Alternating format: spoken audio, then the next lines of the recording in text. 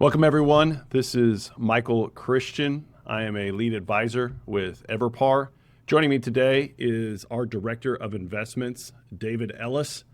I thought today, David, what we may cover is just questions that we're getting from clients about what is going on, particularly from a macro standpoint, geopolitics, and ultimately how that may filter down and impact kind of our clients' investment goals and their investment portfolios. So welcome, David. Yeah, thank you, Mike. Great question. We're getting a lot from clients right now.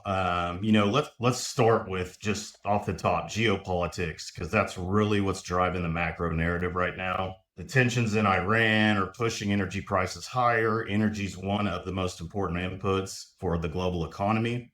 So when oil and gas move up, it feeds directly into transportation, manufacturing, even food costs.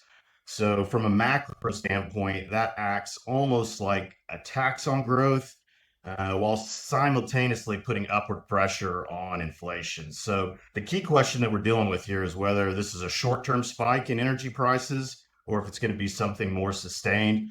And if energy remains elevated, inflation could reaccelerate. And that becomes a problem for the central banks or the Fed trying to move toward easing. So great comments there, David. Just to elaborate a little bit, we have this conflict in Iran. There's been talk that they're trying to keep the Strait of Hormuz shut down from an Iranian standpoint. The U.S. obviously wants to keep that open. That's causing global energy prices to increase. And I think what I heard you say was that's creating somewhat of a tax for consumers here in the U.S. Can you kind of elaborate on that a little bit? Yeah, so as the cost of the inputs into really everything we're doing are going up because of the cost of oil and gas are going up, that's going to be passed along. And it's essentially going to be passed along to the consumer at the end. And so ultimately what you're getting is a tax on the growth of the economy. You're getting a tax on what you're buying in the stores, and eventually that could lead to inflation, which would increase that even more. So besides just paying more at the pump, let's say, it sounds like energy prices, go into a number of different products that consumers purchase every single day. Because they're paying more for a smaller subset of products, they therefore have less to spend on other items, and therefore limiting the amount ultimately they can purchase, and that translates into potentially slower growth for companies. So I think about that at kind of the micro level, how it impacts us. But ultimately, when we talk about markets, can you explain a little bit more about how that is impacting the markets?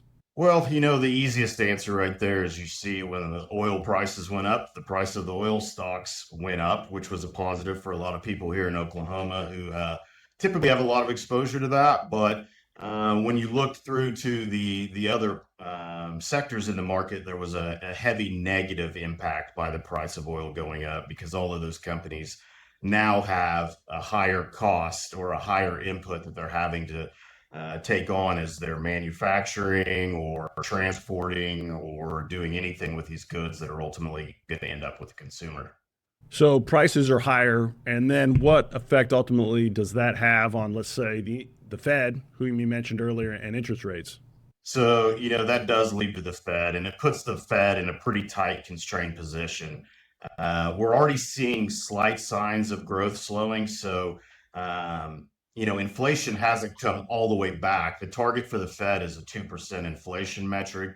We've been floating in between 2.5 and 3. So we never got to the point they wanted to get to. And now we're seeing growth slowing a little bit. We're seeing inflation still a little above where they want it to be. And then the potential raising of inflation due to the energy costs going up. So the Fed at that point, they can't cut rates without risking another wave of inflation. But at the same time, if keeping rates elevated like they are right now continues, then you're going to have tighter financial conditions for the economy. So from a macro perspective, this usually leads to a higher for longer environment on rates. And policy remains restrictive as growth moderates down, which is not a good situation. That tension between growth and inflation is kind of really the key dynamic that's driving markets right now. So the conflict has created higher energy prices. Higher energy prices are slowing growth, but that's also limiting the Fed's ability to lower interest rates, potentially we're in an environment where they may have to raise interest rates to battle potential inflation. Ultimately, how do those things impact the advice that you're giving to EverPar's clients about portfolio construction? We don't trade those things day to day, but longer term, how is that informing the guidance that we're giving clients? Well, we've gone through this. Over the last couple of years, we were in a higher rate environment, and then we saw some reduction down in the rates from the Fed. If we go back into the higher rate environment, we'll obviously kind of look at our playback book from the last couple of years. One advantage for clients is income coming off of some of the investments we have will increase in a higher rate environment, so that's a bonus for them. We have to go back from a investment standpoint and see the sectors or the areas where a higher rate opportunity would allow for success for clients. But really, we're not super active in how we're going in and managing our public equities into this.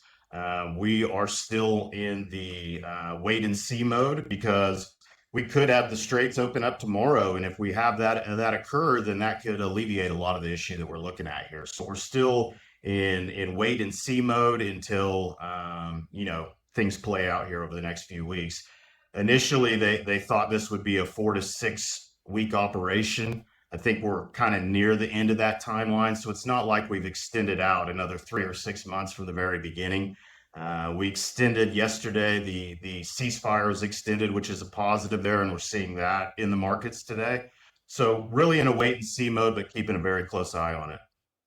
Well, that was really helpful. I appreciate you clarifying that. And again, addressing those questions that we are hearing from clients about how are geopolitics and ultimately the implications of that impacting our economy and then ultimately our investment portfolios. So thank you, David. No problem at all. Appreciate it being here. Have a great day.